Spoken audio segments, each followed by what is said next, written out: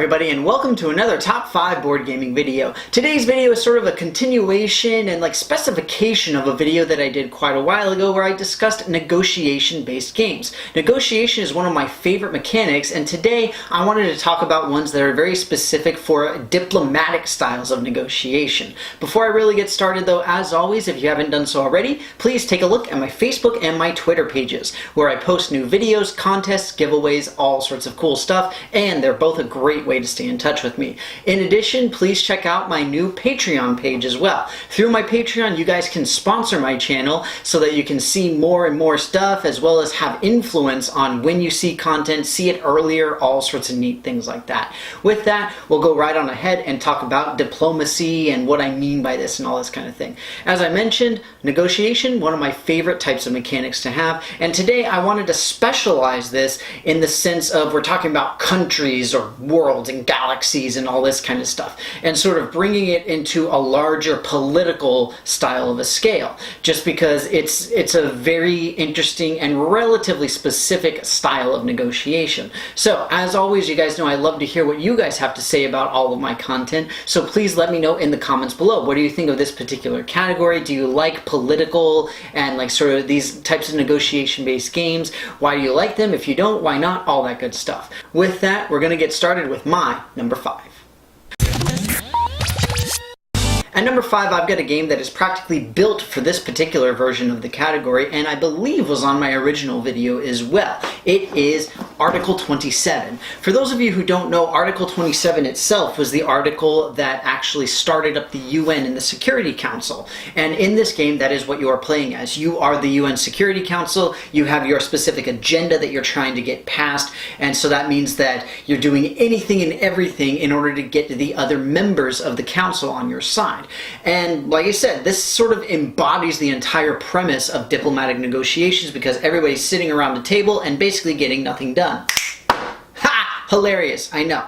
However, that's why it's one of my favorite games too. It is one of my favorite negotiation-based games, and you really do get the political feel because you have these specific platforms that you're trying to push forward, whether it's food or peace or war or whatever it happens to be. Whatever it is that your country wants to do, you've got little cards that say it. That is what you are trying to go for and get the resolutions passed. That said, it's also relatively simplistic in terms of how it plays out, and that's why it's lower on this list. But with all of that, Article 27 is my number 5.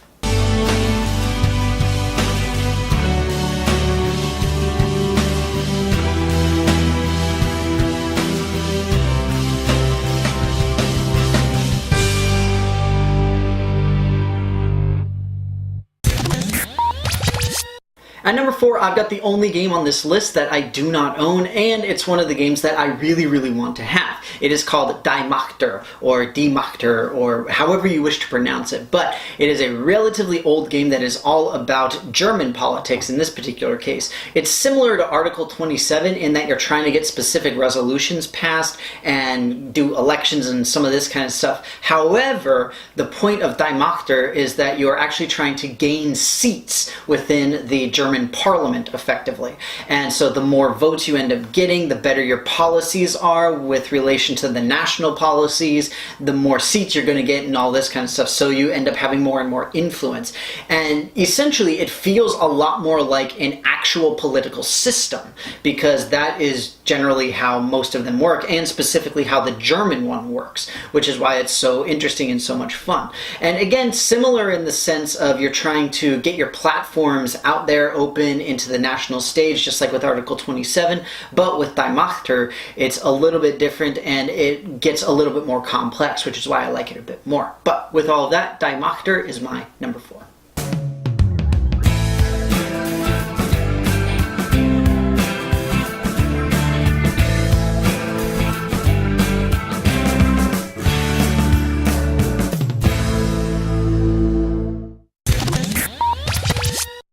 At number 3, I've got a game that I've talked about relatively little, but I actually enjoy a whole lot. It's unfortunate because it's a bigger game that just doesn't hit the table as much as I would like to, even has a newer, futuristic type of version to it. It is Imperial.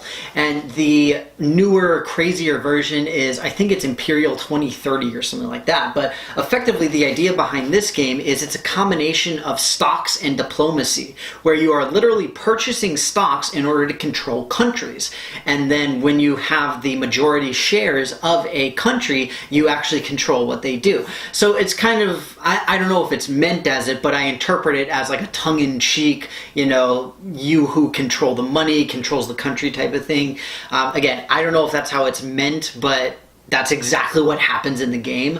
And it's just interesting because it means that the individual players, they all start off controlling a country, but you can potentially lose control of a country and effectively not have any turns because other players are controlling multiples or whatever it happens to be. So it's really interesting in that sense. And just like with the other two, we're just building up higher and higher and higher. In this case, you're talking about building up militaries. You can even pay out dividends based on how much stock people have in the particular country. If the stock is increasing in value, and you can sell off shares if you know that something is going to tank and all this kind of stuff. Not to mention you can end up going to war with yourself if you can control multiple countries. So there's a lot of really cool political heavy intrigue in this game, and I absolutely love it. Imperial, my number 3.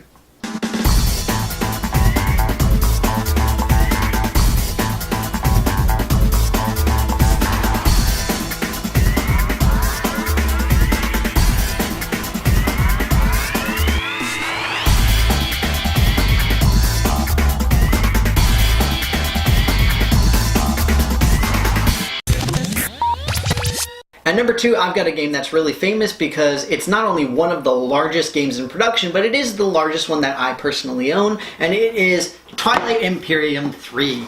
Yes, in this game, the reason that I love it for this particular category is the fact that it has the political cards.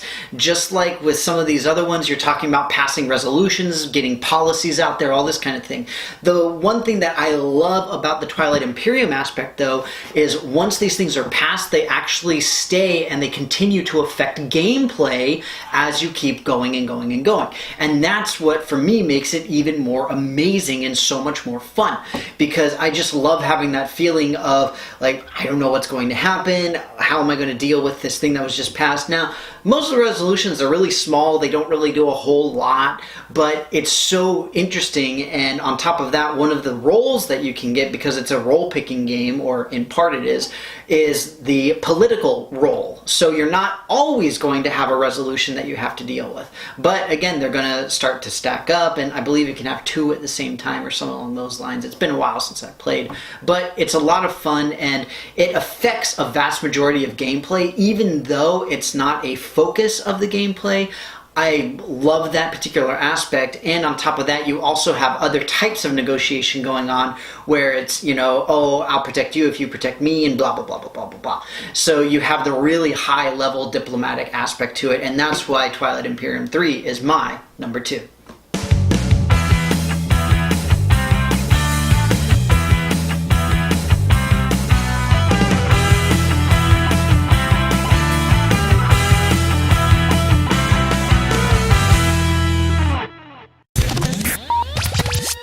At number 1, I've got a game on this list that frankly is the only one that should be on this list, and that is diplomacy.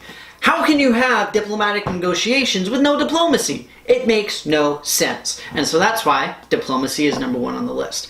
The fact is, the gameplay for this, the actual gameplay and what's going on, is extremely simple. All you're doing is you're building units, moving them around, and you're doing essentially area control. That's all it really boils down to. You have units and they go 1-to-1. There's no dice rolling or anything along those lines. However, the game takes hours and hours and hours to play solely because of all the negotiations that happen in between turns. That's actually how you do this. You go through, and as you're playing in between the turns, everybody has their individual meetings. You can have group meetings, you can have single meetings, you can backstab, you can do all this kind of stuff. And the thing is that for me, this is really what I like to think the political landscape actually feels like. And it's really sad to think that it's that's what's actually going on, but I have a feeling that that's really what happens at a large-scale political level, unfortunately. And so that's why this was always going to be the number one. And mostly I like this game more because it's so free form, and that's why I think it reflects diplomatic negotiations a lot better than some of these other games, is because you don't have as much of sort of the wireframe that you're stuck in, whereas with something like Article 27 or even Die Machter, you're dealing with confines within the game, whereas with this, you can make deals for anything and everything, and it's absolutely ridiculous. It makes it extremely fun. But with that, diplomacy is my number one.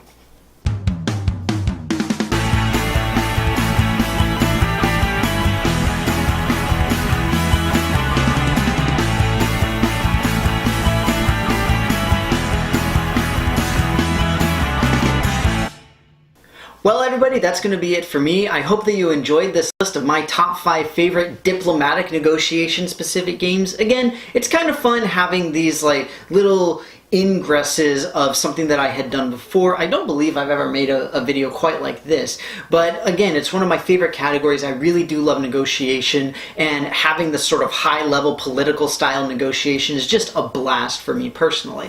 Once again, I will say, if you guys have any thoughts or feelings on this, please let me know in the comments below. You guys know I love to hear from you. You can contact me here or through my Facebook, Twitter, whatever you guys want to do.